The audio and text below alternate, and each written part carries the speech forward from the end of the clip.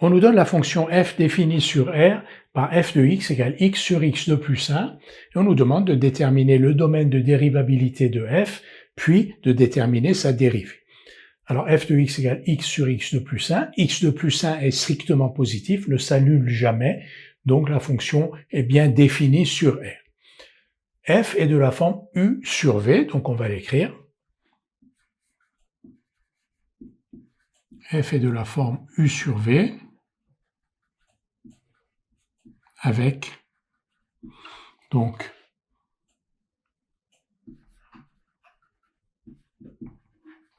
pour tout x appartenant à R, u de x égale x et v de x égale x de plus 1. Alors u et v sont dérivables sur R.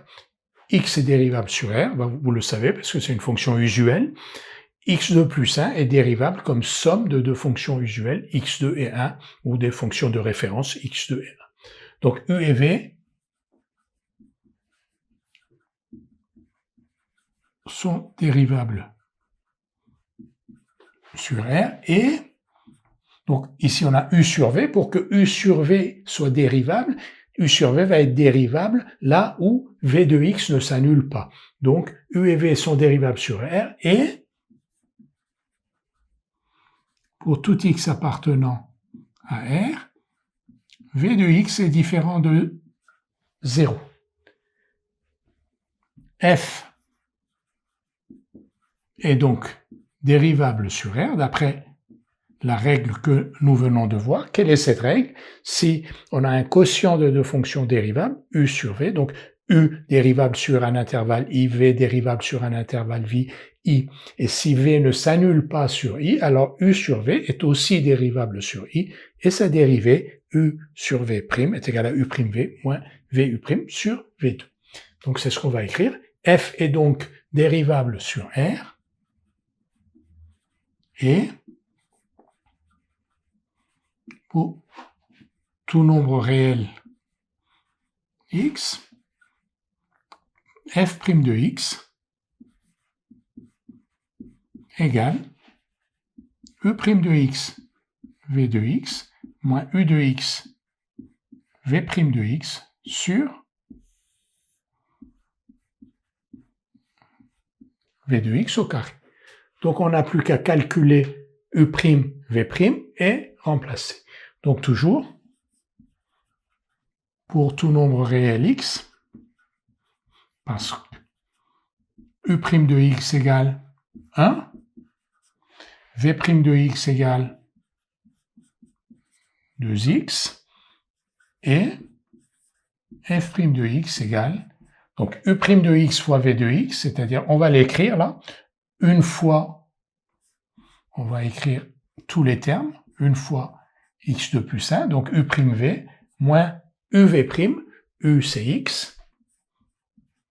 Je les mets entre parenthèses pour marquer, vous voyez, donc ici u', v moins uv'. Évidemment, une fois que vous êtes plus à l'aise dans ces calculs, il n'y a pas besoin d'indiquer ces parenthèses-là, et au dénominateur x2 plus 1 au carré, ce qui donne. Donc ici, x2, ici moins 2x2, donc moins x2, plus 1 sur x2 plus 1 au carré. Nous avons donc déterminé la dérivée de f de x égale x sur x2 plus 1, et comme toujours, dans un premier temps, son domaine de dérivabilité. Et comment on a fait? Donc on a observé que f était de la forme u sur v, u de x égale x, v de x égale x2 plus 1, que u et v étaient toutes les deux dérivables sur R, que v de x ne s'annulait pas sur R, et on a appliqué donc la règle que l'on connaissait, u et v dérivables sur R, v ne s'annule pas sur R, donc u sur v est dérivable sur R, et sa dérivée, u sur v' égale u'v moins uv' sur v2. Et donc, pour tout nombre réel x, parce que f est dérivable sur R, pour tout nombre réel x, on a f' de x égale moins x2 plus 1 sur x2 plus 1 au carré. On n'écrit jamais une dérivée sans écrire pour quelle valeur de x cette dérivée est calculé. Donc ici, pour tout nombre réel x, f' de x égale moins x2 plus 1 sur x2 plus 1 au carré.